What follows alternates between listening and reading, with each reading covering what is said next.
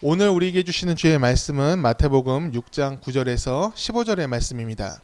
우리 다 같이 일어나서 읽도록 하겠습니다.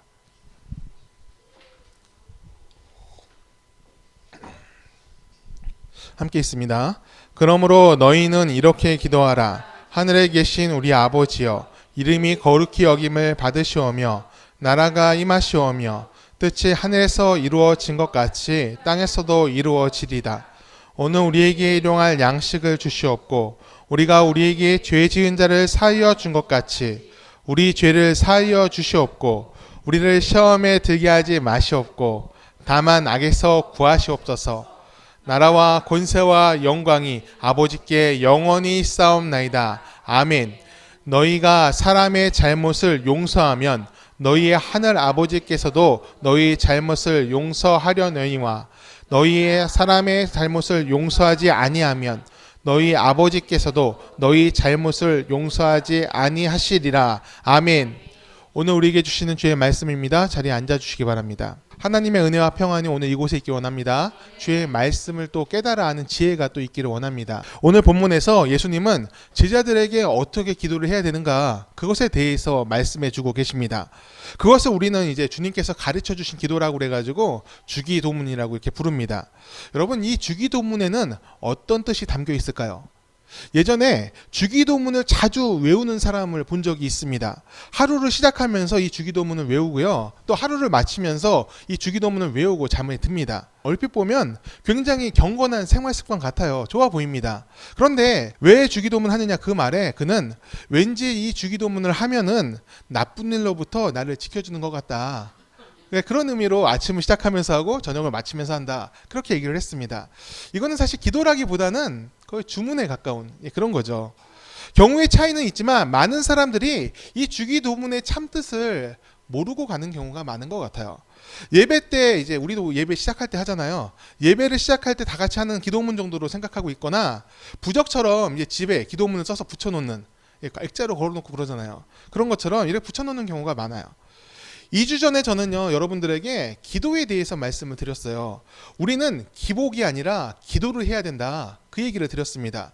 그리고 기도와 기복의 차이, 그것은 누가 그것의 주체인가, 그것에 대해 말씀드렸어요. 내가 주인이 되어서 나의 욕망을 이루기 위해서 내가 기도하고 있다면 그것은 기복이 되는 거고요. 그리고 하나님이 나의 주인으로 인정하면서 우리의 마음의 중심을 드리는 기도를 할 수 있다면 그것은 하나님께서 제일 기뻐하시는 기도가 될 것이다, 그 말씀을 전해드렸습니다. 필요하고 원하는 것, 그것을 구하지 말라, 그런 뜻이 아니에요. 우리는 우리의 필요와 그 어려움을 하나님께 말할 수 있어요.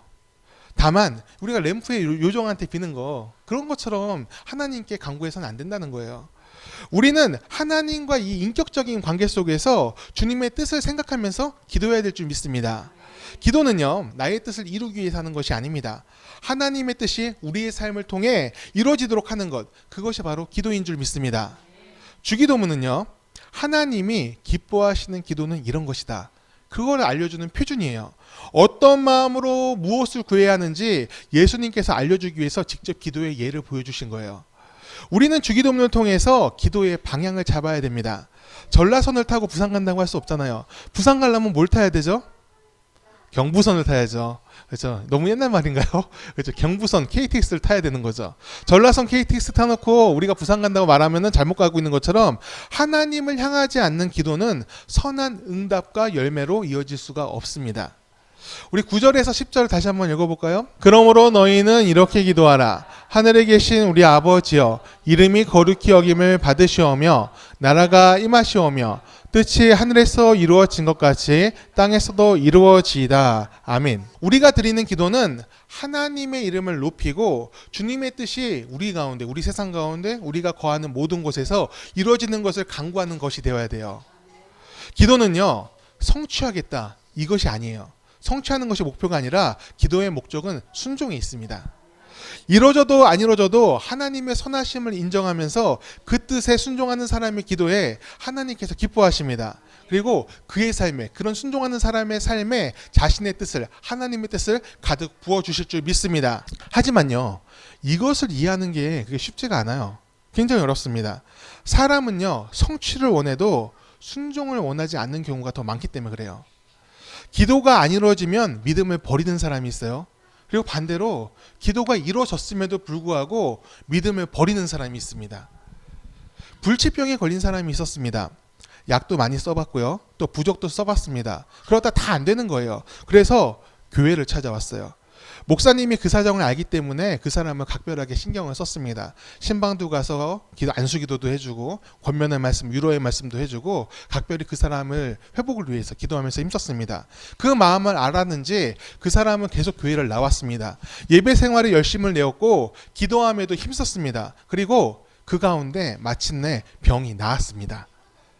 병이 나은 다음에 그가 예배당에 왔어요. 그리고 감사하면서 큰 금액의 헌금을 했습니다. 그런데 이상한 일이 생겼어요. 그 다음 주부터 그 사람이 나오질 않는 거예요.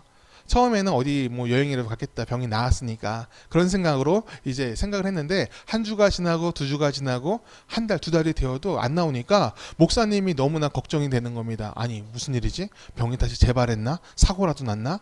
그래서 그분이 이제 그분의 집에 찾아갔습니다. 목사님이 그 집 초인종을 누르니까 때마침 그분이 나왔어요. 나와서 굉장히 밝은 표정으로 목사님을 맞았습니다. 그래서 목사님이 조심스럽게 왜 교회에 안 나오시냐고 이렇게 물어봤습니다. 그렇게 묻자 이 사람이 굉장히 의아한 표정을 짓는 거예요. 왜 나한테 그런 질문을 하지? 이런 생각이 드는 거예요. 그러면서 이런 얘기를 합니다. 병이 나았으니까 이제 안 나가는 거죠. 병을 낫기 위해서 나는 치성을 드린 것이고 목적을 이뤘으니까 이제 멈춘 거예요. 그에 대한 대가를 저는 충분히 지불한 것 같은데요. 이런 얘기를 하는 겁니다. 너무나 당당하게 말하는 그 사람의 말에 목사님은 할 말을 잃어버렸습니다. 이 목사님이 할 말을 잊은 것은 그 사람의 태도 때문이 아니었습니다. 그 사람이 간절하게 예배하는 것을 보았고 기도를 간절히 하는 것도 보았는데 여전히 하나님을 만나지 못했기 때문이에요. 왜 하나님을 못 만났을까요? 기도의 방향이 틀렸기 때문에 그런 거예요. 하나님을 바라보며 기도한 것이 아니라 자기 자신을 바라보면서 내 병만 낫게 해주옵소서 다른 뜻 생각하지 않고 자기 자신만 바라보고 기도했기 때문에 그는 여전히 주님을 만나지 못했습니다. 아무 말이나 빈다고 기도가 되는 게 아니에요. 내가 원하는 것을 다 나열한다고 해서 기도가 되는 것이 아닙니다. 하나님을 경외하고 주님의 뜻을 존중하고 순종하는 마음으로 기도해야 하나님을 만날 수가 있습니다. 기도한다는 것이 이루어졌어도 그 가운데 하나님이 계시지 않는다면 그것은 응답이 아닐 수가 있어요. 오히려 화장실 들어갈 때와 나올 때의 사람이 마음이 다르다고 하잖아요. 그것처럼 추악하고 간사한 사람의 그 밑바닥 마음이 드러나는 행동일 수도 있어요. 우리는요 항상 한결같은 마음으로 기도해야 될 줄 믿습니다.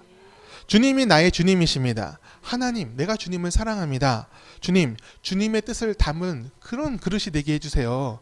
그런 기도가 우리의 생각에서, 우리의 마음에서 나와야 될 줄 믿습니다. 하나님을 바라보고 주님의 뜻을 생각하며 우리의 기도를 주님께 올릴 수 있기를 바랍니다. 우리 11절도 같이 한번 읽어보겠습니다. 11절입니다. 오늘 우리에게 일용할 양식을 주시옵고. 아멘. 여러분, 하나님의 선하심을 믿으십니까? 자녀는요, 부모에게 그 필요를 말할 수가 있습니다. 하지만 그 말한다고 해서 내가 뭐뭐 필요하다 말한다고 해서 구하는 모든 것이 허락되는 건 아닙니다. 부모의 판단에 따라서 지금 줄 수도 있는 거고 그리고 나중에 줄 수도 있는 겁니다. 그리고 구하는 것이 불필요하다 생각하면은 또 그것이 나쁜 것이라 생각되면은 아예 기회가 없을 수도 있어요. 자녀가 구하는 것을 주지 않는다고 해서요 그 부모가 자녀를 사랑하지 않는 것은 아닙니다. 사랑하니까 주지 않는 거예요. 우리를 향한 하나님의 기도 응답 이와 같을 수가 있어요. 우리는 우리가 필요하다고 생각했기 때문에 주님께 기도로서 구할 수 있어요. 일용할 양식을 포함해서 여러 문제나 필요한 능력과 물질을 하나님께 말할 수가 있어요. 삶의 고민을 얘기할 수가 있다는 거예요. 주님께서는 또한 그것 또한 알고 싶어 하세요. 우리가 어떤 일에 처해 있는지 무엇이 필요한지 듣고 싶어 하신다는 거예요. 구하라 그리하면 너에게 주실 것이요 찾으라 찾을 것이라 두드리라 그러면 문이 열릴 것이니. 아멘. 기도하는 것을 주신다는 것이 하나님의 약속이에요. 다만 하나님의 선하심을 믿으며 우린 기도해야 돼요. 부모가 우리한테 가장 좋은 것을 주기 원하는 것처럼 하나님도 우리에게 가장 좋은 것을 주기 원하십니다. 필요한 것을 주시지만 위험한 건 주지 않으실 거예요. 하나님의 뜻에 합당하면 응답이 있을 것이고 그렇지 않으면 거절될 수가 있습니다. 이렇게 말하면 이렇게 왜곡해서 생각하는 사람이 있어요. 기도 응답이 없을 때를 대비해서 변명으로 만든 말 아니냐고. 하나님 안 계신데 그런 얘기하는 거 아니냐고 이렇게 얘기하는 사람들이 있습니다. 여러분은 어떻게 생각하십니까? 기도 응답이 있으면 하나님이 있는 거고 기도 응답이 없으면 하나님이 안 계신 건가요? 하나님은 계셨다가 안 계셨다가 그렇게 하나요? 그게 아니잖아요. 하나님께서는 다 주실 수 있으신 분이십니다. 다만 주님은 공의와 선을 생각하십니다. 램프의 요정처럼 세 가지 소원 무엇이든지 얘기해봐 다 들어줄게 그렇게 얘기하시는 분이 아니라 기도를 들으시고 그것이 하나님의 뜻 또 이 세상을 어떻게 만들어가는 과정이 될 것인가 또 우리 삶에서 선한 열매로 이어질 수 있을 것인가 하나님은 그 공의와 선에 따라서 판단을 하십니다. 우리는요 우리에 대해서 가장 많이 아시는 우리보다 더 많은 것을 아시는 하나님이 우리를 가장 좋은 길로 인도하심을 믿어야 될 줄 믿습니다. 그 선하심을 따라서 기도의 응답이 이루어질 것입니다. 우리 12절 13절을 같이 보겠습니다. 우리가 우리에게 죄 지은 자를 사하여 준 것 같이 우리 죄를 사하여 주시옵고 우리를 시험에 들게 하지 마시옵고 다만 악에서 구하시옵소서. 아멘. 기도의 응답을 받으려면요 죄로부터 벗어나야 됩니다. 죄에 사로잡힌 사람은요 분별력이 사라집니다. 무엇이 하나님의 뜻인지 자신의 탐욕인지 분별할 수가 없게 되는 거예요. 알지를 못해요. 교만에 빠진 사람은 자신의 위치가 어디 있는지 모릅니다. 내가 선 땅이 하나님의 땅인지 아니면 죄악의 땅인지 알 수가 없다는 거예요. 자신이 교만한 것조차 모르고 그 교만을 권리라 얘기하고 그 교만을 능력이라 얘기하는 사람이 되어버립니다. 죄에 빠진 사람은요 스스로 그 죄에서 벗어날 수가 없습니다. 매우 어려운 일이에요. 그래서 우리는요 사람은요 은혜가 필요한 거예요. 여러분 죄는 언제 깨닫습니까? 하나님이 내 안에 있을 때 주의 빛이 나를 비출 때 하나님의 선하심을 느끼기 시작했을 때 우리는 그 우리 안에 있는 죄가 드러나서 견딜 수가 없게 되는 겁니다. 그래서 그 죄를 자복하게 되고 이제는 돌아가야 되겠다. 아 내가 잘못됐구나. 하나님 편에 서야 되겠다 하면서 회개를 이루게 되는 것이죠. 요즘 아버지 학교라는 게 있어요. 여러분 들어보셨습니까? 굉장히 오래전부터 한 것 같은데 교회에서 처음 시작한 건 아닌 것 같아요. 천주교에서도 이걸 하고 있더라고요. 사회단체에서도 하고 있습니다. 그리고 교회에서도 하고 있는데 여기 가면요 아버지들의 간증을 들을 수가 있습니다. 한 아버지가요 이 아버지 학교 가기 전에 어떤 사람을 살았는지 간증하는 걸 들은 적이 있습니다. 그는요 돈을 많이 벌어다 주면 행복할 거라고 생각을 했습니다. 자녀들 공부 잘 시키면 자녀들이 나한테 고마워할 거라고 생각을 했어요. 그래서 더 일에 열중하고 좀 더 나은 생활을 하게 해주려고 그렇게 일을 열심히 하며 살았습니다. 그런데 시간이 흐르면 흐를수록 부부관계는 점점 서먹서먹해집니다. 처음엔 사랑으로 만났다가 나중엔 의리로 살고 나중에는 남보다 못한 관계가 될 수도 있다. 근데 그것이 진짜 이 남자의 이 아버지의 삶에서 이루어지고 있는 것 같았어요. 불안한 겁니다. 어느 날 보니까 가족들 간의 그 관계를 보니까 자신은요 기피 인물이 되어 있었습니다. 나는 가족들한테 최선을 다했다고 생각을 했는데 가족들의 생각은 그렇지가 않은 거예요. 어느 날 한 지인이 아버지 학교를 소개했습니다. 거기에 가보니까 그 또래 남자들이 모여 있습니다. 다 아버지들이에요. 근데 그 아버지들을 보니까 다 자기하고 비슷한 문제가 있는 겁니다. 그들의 얘기를 듣고 그들의 모습을 보니까 안 보이던 문제점을 발견했어요. 나는 몰랐는데 저들의 삶을 보니까 나한테도 똑같은 문제가 있구나. 그것이 느껴지기 시작했습니다. 돈보다 생활 수준보다 더 중요한 것이 있는데 그것을 내가 몰랐구나. 그것이 뭐였냐? 그것은 바로 가족들 간의 대화였던 거예요. 듣고 말하고 나누며 이해하는 시간, 윽박지르는 거 말고 듣고 이해하고 공감해주고 필수적인 것인데 자신은 그것이 너무나 부족했던 것입니다. 내가 중요하다고 생각한 것은 사실 중요한 게 아니었어요. 오히려 내가 중요하게 생각했던 그 돈이라든지 생활 수준이 오히려 나를 불행하게 만들고 있는 그런 것이었습니다. 그때 하나님께 기도하니까 이렇게 얘기를 하시는 것 같아요. 지금 늦지 않았어. 되돌아갈 수 있어. 그렇게 얘기하시는 것 같아요. 그날 가족에게 가서 미안하다고 얘기를 했습니다. 그 순간 어떤 일이 일어나냐? 눈물이 막 흘렀습니다. 근데 그 눈물 흐르는 자신을 보고 가족들도 마찬가지였어요. 눈물을 막 흘리는 것입니다. 그 가운데 회복이 일어났습니다. 사실 이것은 끝이 아닙니다. 첫 걸음이에요. 첫 걸음이지만 그들은 다시 가족으로서 뭉치는 계기를 얻었습니다. 화목한 때로 되돌릴 수 없을 것 같았습니다. 하지만 잘못을 고백하니까 마음이 열리고 받아들이는 순간이 생겼습니다. 예수님의 십자가의 대속이 저는 이와 같다고 생각을 해요. 하나님과 인간의 관계는 죄로 인해서 완전히 깨졌습니다. 다시는 만날 수 없을 것 같은 그런 관계가 되어버리고 말았어요. 하지만 예수님의 희생으로서 그 깨진 부분이 메워졌습니다. 다시 원상복구가 됐어요. 하지만 거기서 끝난 것이 아니에요. 한 가지가 더 필요합니다. 잘못했습니다. 되돌아가고 싶습니다. 자복하며 회개하는 이 고백이 필요합니다. 그 회복은요, 이 회개까지 이루어졌을 때 비로소 일어나기 시작합니다. 내가 지금 서 있는 곳이 어디인지 분별하여 깨닫고, 죄의 땅이라면 속히 벗어나야 되고, 은혜의 땅이라면 거기서 감사하면서 그 은혜의 열매를 맺기 위해 노력해야 됩니다. 잠언의 기자는요, 잠언을 읽는 독자들한테 지혜를 얻으라는 말을 강조합니다. 잠언에 많은 얘기가 있는 것 같지만 결국 이 지혜를 얻으라는 말로 귀결되는 거예요. 잠언에서 강조하는 지혜는요, 세상의 지식이 아닙니다. 지혜가 뭐냐? 바로 하나님이세요. 하나님을 얻으라. 잠언의 기자는 그것을 계속 얘기하고 있습니다. 하나님과 동행해야 지혜를 얻을 수 있기 때문에 주님을 얻으라고 하는 거예요. 하나님의 지혜가 있어야 잘못을 깨달을 수 있고 용서할 수 있고 시험에서 벗어날 수 있습니다. 선한 분별력으로 오늘 우리가 드려야 하는 마땅한 기도, 주의 지혜가 있어야 할 수 있다는 거예요. 그러면 하나님과 함께 하나님께서 이끄시는 그 손길에 따라서 성령의 의지에서 우리는 어떤 기도를 올려야 될까요? 14절에서 15절 말씀을 같이 읽겠습니다. 너희가 사람의 잘못을 용서하면 너희의 하늘 아버지께서도 너희의 잘못을 용서하려니와 너희가 사람의 잘못을 용서하지 아니하면 너희 아버지께서도 너희의 잘못을 용서하지 아니하시리라. 아멘. 우리는요, 용서의 기도를 드려야 됩니다. 이게 무슨 말이냐? 나에게 잘못한 사람, 내가 미워하는 사람을 더 이상 미워하지 않으실 수 있습니까?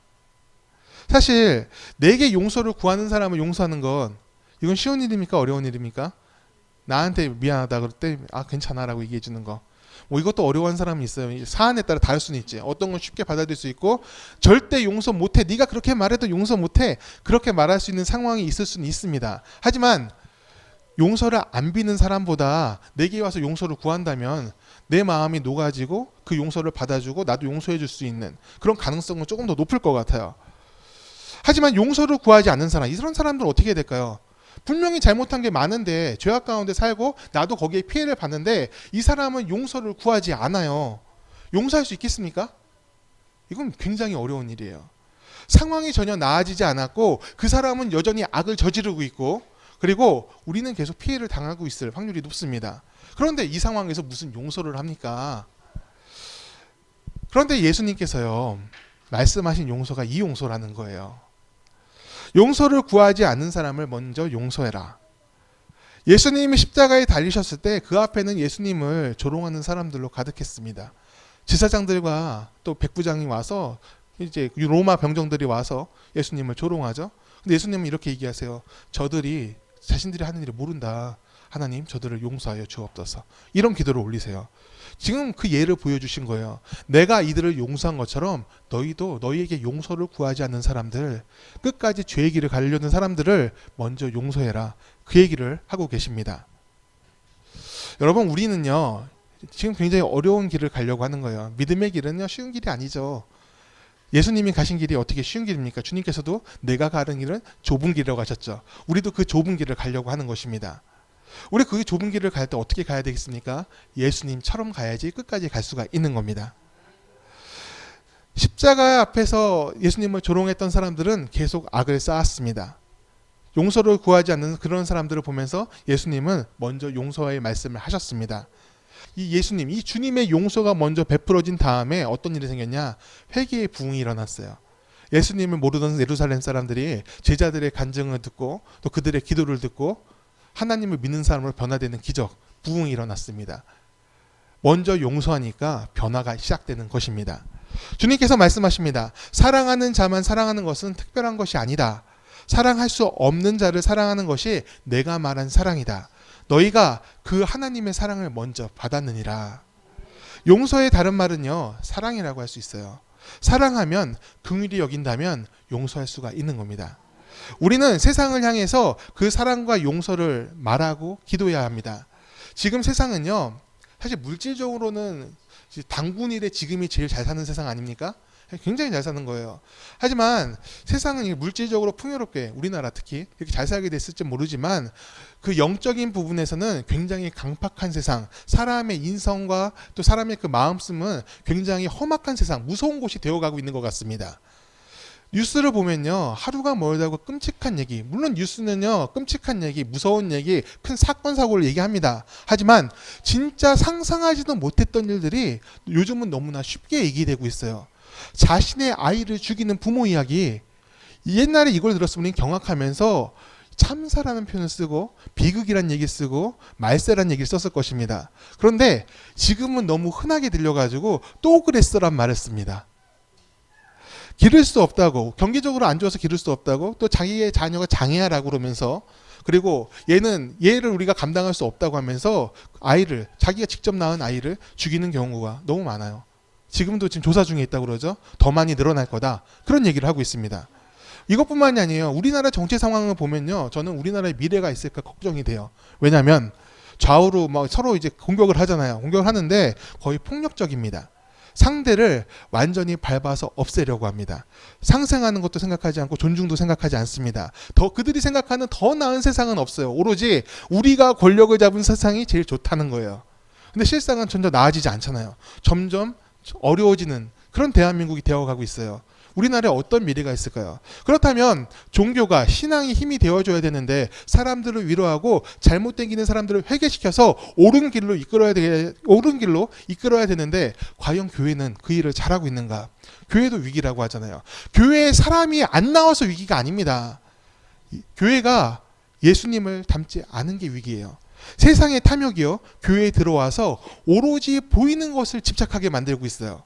부를 자랑하고요, 우리 교회는 몇 명 나온다, 숫자를 자랑하고요, 또 세상의 가치, 세상이 높은 사람 낮은 사람 판단하는 가치를 교회에서 똑같이 높고 낮다라고 얘기를 하고 있습니다. 교회는요, 마르지 않는 샘처럼 희망을 흘려보내야 돼요. 절망 가운데 있는 세상에 희망을 흘려보내고 다시 일으켜 세우는 과정을 만들어 가야 됩니다. 그런데 교회 안에서 그 희망을 보지 못하고 오히려 교회 다니니까 힘들다고 얘기를 합니다. 이거는 뭔가 중요한 것이 없어진 거예요. 잃어버린 것입니다. 여러분, 이 대한민국에, 이 우리나라에 어떤 희망이 있을까요? 세상은요, 사랑의 결핍에 시달리고 있습니다. 그 악한 길에서 되돌아서는 방법은요, 용서가 서로 간에 있어야 돼요.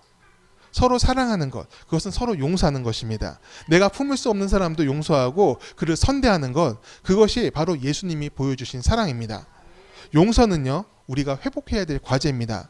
하나님이 우리를 용서하셨듯이 우리도 서로 용서하며 화목에 이르는 목표로 나아가야 될 줄 믿습니다. 여러분, 하나님은요, 어떤 세상을 원하실까요?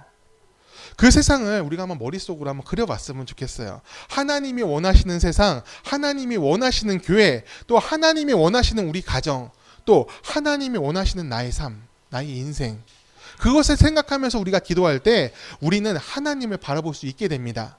그리고 하나님을 향한 기도를 하게 되고 선한 응답으로 우리 삶을 채우게 될 줄 믿습니다.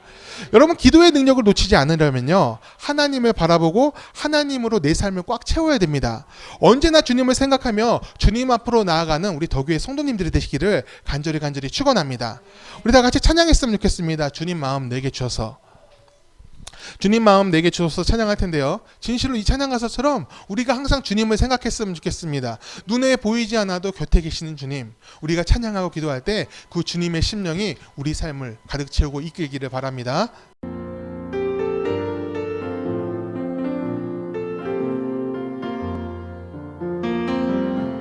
보소서 주님, 나의 마음을 선한 것 하나 없습니다. 그러나 내 모든 것 주께 드립니다.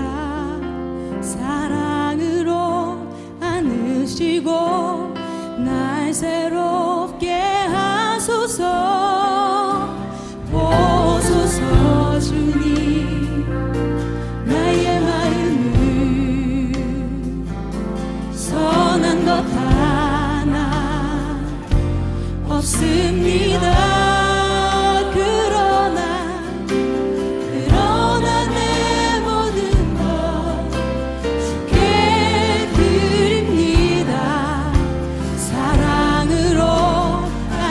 이루시고 날 새롭게 하소서.